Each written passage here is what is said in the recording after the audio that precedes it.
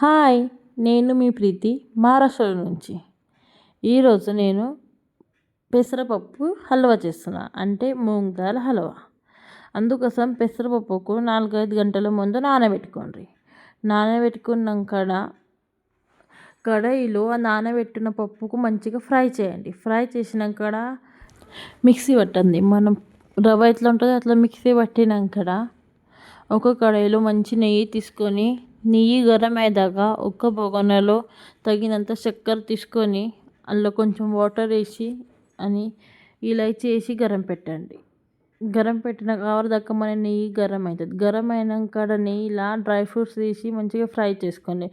Dry fruits fry అయినాక అదే నెయ్యిలో ఒక్క చెంచా రవ్వ ఒక్క చెంచా మన బజ్జీల పిండి వేసి మంచిగా మిక్స్ చేయండి. ఉండొద్దు. మంచిగా మిక్స్ చేసినాక మనం మిక్సీ పట్టిన పప్పు అలా వేయండి.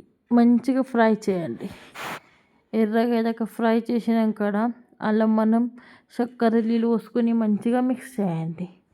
ఇంకా 10 నిమిషాలు అయినాక డ్రై ఫ్రూట్స్ వేసి మంచిగా కలపండి. ఎలా అనిపించింది కామెంట్ చేసి చెప్పండి. బాయ్.